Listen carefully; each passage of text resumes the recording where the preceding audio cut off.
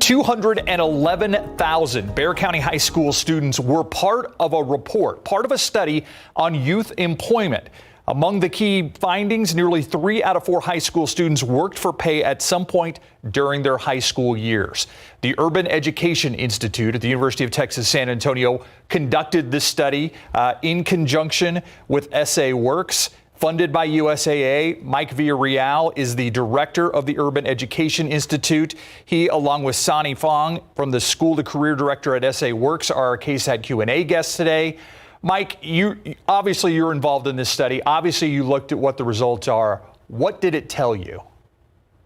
Big takeaway, number one, is that youth employment is an important part of the development of young people in San Antonio.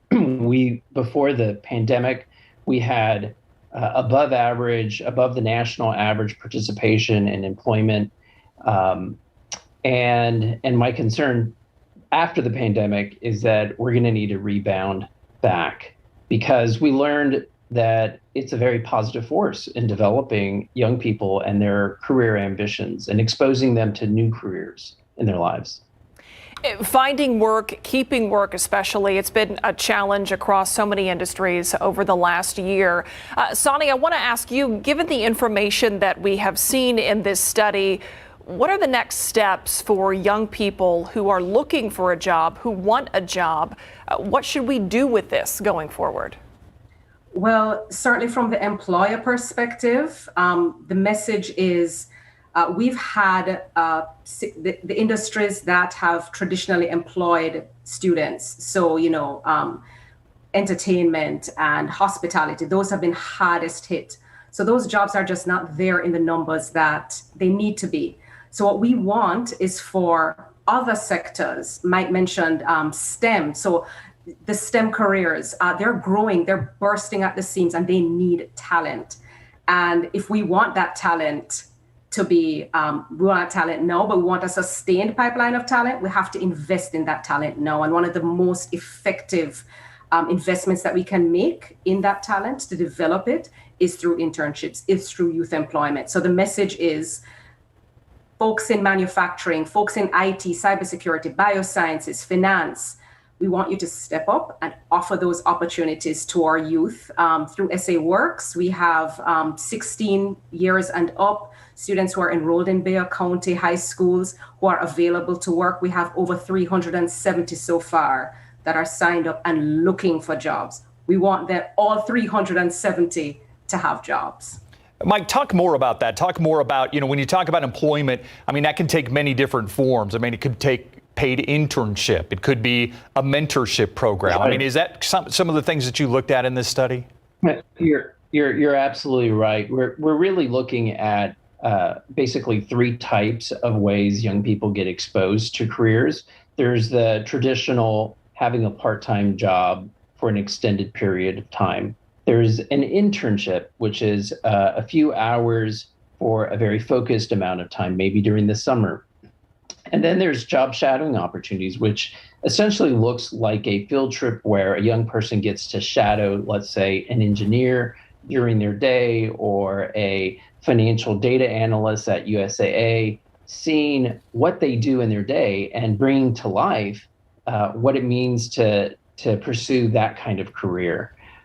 This is really important. This is so important in our community, especially where our children are coming from first generation college going families, where they're going to be the first in their family to go to college. Having them get exposed to these new industry sectors that we're trying to grow, that offer high wages, is really important to get them to not just have a goal of, I want to be an engineer and have that on a Post-it note on a billboard, on a corkboard, but rather have it be an internalized goal where they really see themselves. Yes, that's what I want to do. I know somebody who's doing it. I identify with them.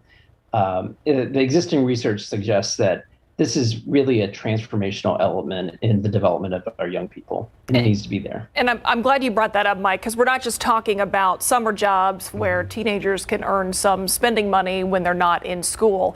Sonny, you talked about this. You touched on it a little bit when you were referencing a pipeline of talent in San Antonio. Can you talk about the benefits to an employer and the San Antonio economy as a whole if companies invest in younger employers and try to grow them within their company?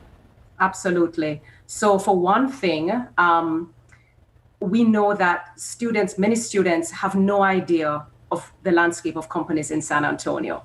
I'll give you a small example. Most students think that HEB is a grocery store and that's the end of it.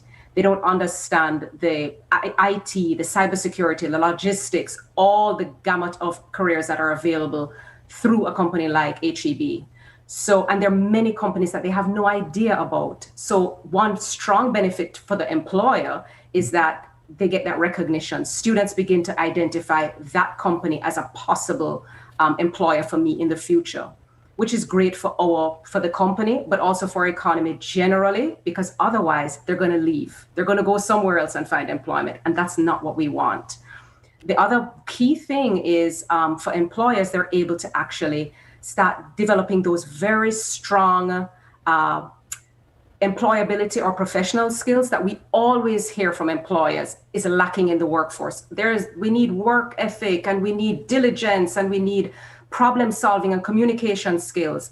And one of the things our surveys of our interns year over year has shown us is that is where they have the greatest improvement, the greatest jump in their skill set, just the confidence that they have. And so right there and then you're actually crafting the skills that you need as an employee. You're developing that skill. So you're developing the loyalty to your company, possibly, and you're also developing the skills that you know you'll need now and in the future. So it's a win for our companies and absolutely a win for our students as well. You know, what I'm hoping is that not only students are watching, but also employees are watching this. Company heads are watching this and saying, you know what, let's get involved in that. If they want to do that, I have an email, or I have a link in front of me that I think would be the best, but you correct me, Sonny, if it's not. It's sanantonioedf.com/workforce/programs. That's the best place to go if you want to sign up for this internship program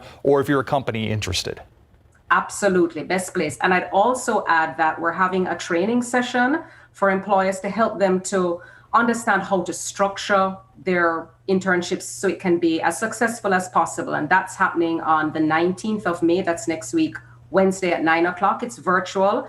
And we'd invite every employer to sign up. Same link that you mentioned, Steve. They can find information on that training program and sign up to be a part of it. And my email address is on the website as well, so they can contact me directly. Great. Hey, Mike, final question before we go. This is a study that was done over 2 decades. Are you seeing certain trends play out over those 2 decades in where kids are finding jobs? Yes, a couple of 2 big takeaways from that analysis that tracks 15 years of cohorts of students over time.